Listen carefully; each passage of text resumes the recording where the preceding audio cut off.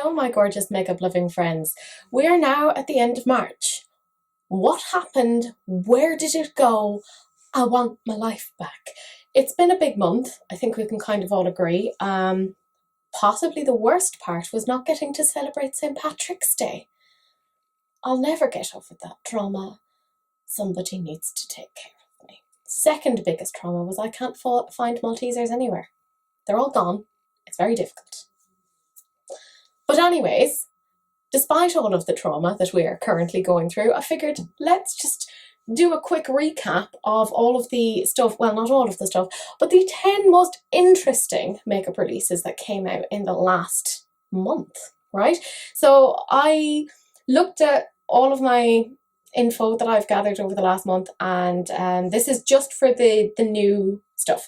No enabler alerts, it's just the top 10 things that I find interesting. So one of the first things that I thought was interesting was Copacetic Cosmetics quads that were previously in their subscription boxes. They are available to buy. I chatted with the girl who runs Copacetic Cosmetics, and she said that she only puts them onto the website for sale once everyone has gotten their subscription boxes. So she won't sell these quads until subscription boxes have been received and people are happy with them.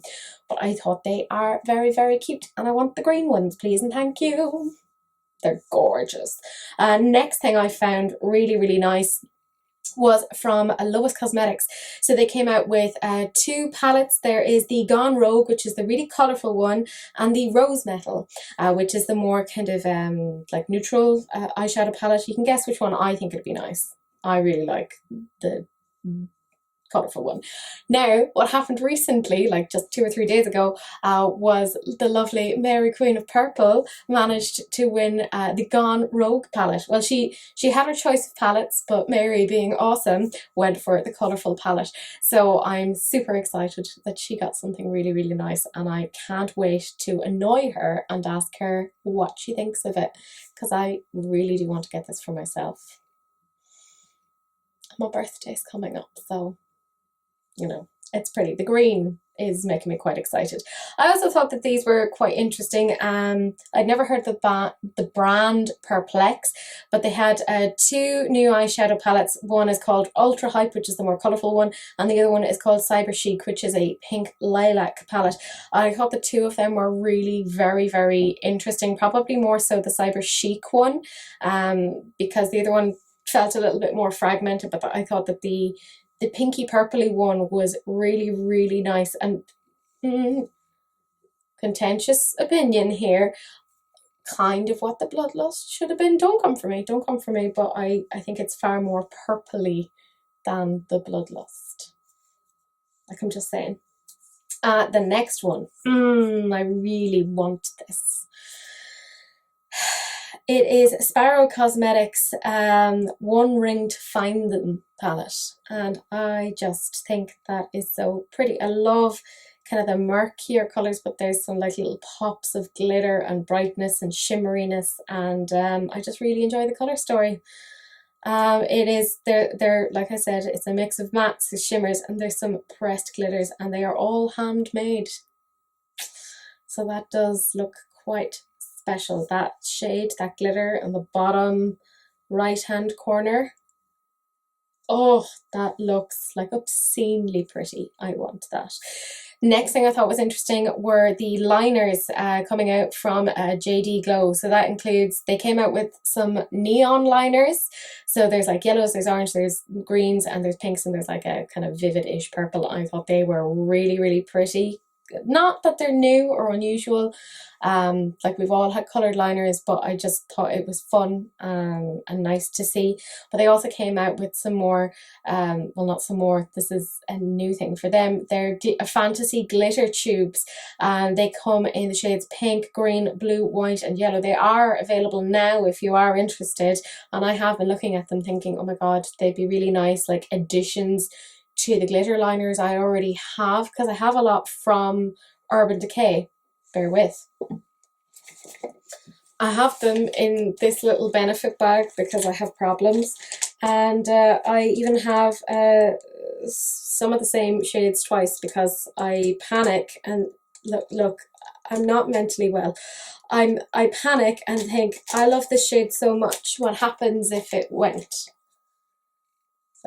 Anyways, I love glitter. I love a bit of glitter liner. So that is something I personally find quite interesting. The next thing I found interesting was from Touch of Glam Beauty. It's their unnamed collection. They had originally called it something else, but people got offended, which I don't get. Like, I don't get why people got offended over it, but you know, to each their own. I do think it's really, really interesting. I love Touch of Glam's multi-chromes. I think they do a really, really nice formula. So I just find it really interesting. The next thing I found interesting was Profusion's launch of quite a few things. Not, how do I say this? I talked about them in my last new makeup releases episode. So part of what I find interesting about these is that they are, or at least they seem to be, good colour dupes of existing high-end palettes. So there's this big palette that isn't a dupe for anything. It's the Starlit palette. I don't find that particularly interesting. Don't find the Nude Bliss interesting. The Gold Rush I do think is interesting because it's a good-ish dupe for the Urban Decay Naked Honey, but far more affordable. I also think that the Violets, the Neon, and the Rubies palette released by Profusion also look very similar to some of the Huda palettes, and the Mauve palette that they've come out with looks really like the Mauve palette from Huda. So I think they're interesting in the sense that they seem to be very, very good colour dupes to existing expensive brands. So I think it's a good release for those of us who don't want to spend ridiculous amounts of money on these things. Speaking of, Revolution Pro came out with a new collection, and Revolution Pro have always obviously been a drugstore. They have been not quite as expensive, but they did raise the prices of a lot of their items on this, and I think a lot of it was to do with the bougie packaging, which does look pretty. So they have their eyeshadow palettes. They are £10, €12.99 or $15 US, and they come in 6 different styles. And I've seen one of the beautiful ladies I know, Rebecca, she got 4 of them, and all on the outside they are all like encrusted with beautiful like jewels and stuff. Like, they're pretty to look at. So I think the jump in the price is down to them getting more expensive packaging. So it's an interesting move on Revolution Pro's part, because I don't know how that's going to go, because some people are going to be like, I'm not going to pay that amount for 4 shadows. Revolution have never been that expensive before. Other people are going to be like, oh, I get the experience of a high-end palette without having to spend as much as a high-end palette. So I can kind of see like 2 arguments going on there, but I do think it's interesting. The next thing they had then was the CC Cream, the Perfecting Foundation with SPF of 30. It's £10, €11.99 or $15 US. Again, a bit more expensive than usual. But again, I think that packaging looks so much like the Estee Lauder Hydra Tint. So I think it's a really good knockoff for the packaging of that. They also had other things like their Perfecting powders. So they're £9, €10.99 or $14 US. And they had their matte liquid lipsticks and Hydra lip glosses for £6, €7.99 or $9 US.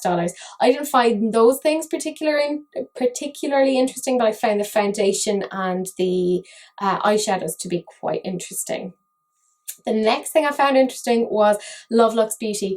I have tried a few of their products in the past, and there have been some palettes I've loved more than others. The formula wasn't entirely consistent, but I really like these little quads. They're called the New Chrome Quads. So there's 4 monochromatic quads.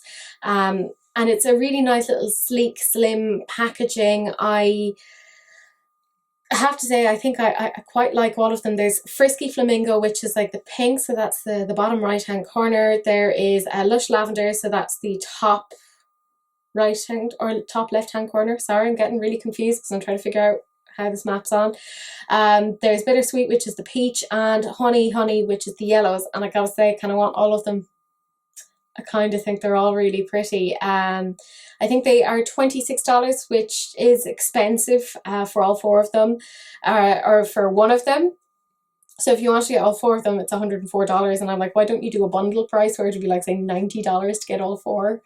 I'd be more likely to get it. I just don't think I could personally pay that much for those and then have to spend extra on like duty because it's coming in from the States. So that's my 2 cents on that. But that is it. Those are the 10 items that I thought were the most interesting releases in the last month. Feel free to disagree with me because, you know, you can have your own opinions on that, and that is fine. You're wrong, but it's fine. Do feel free to like, comment, subscribe. Find me on social media. A few of you guys have helped me out massively. So Jodie, Amanda, Jenny, Paula, you guys have been tagging me in things over the last month, and it has made all of this so much easier to find what's new, what's interesting. So thank you guys so much. If you want to do what they do, find me on social media, and then if you find something new, just tag me. I'm there. I'm on Instagram, I'm on Twitter. Do please share, because sharing is caring, unless of course it's an STD, in which case wrap it up. That's just gross, you know? Not good. But that is it. I will see you guys in the next video. Bye.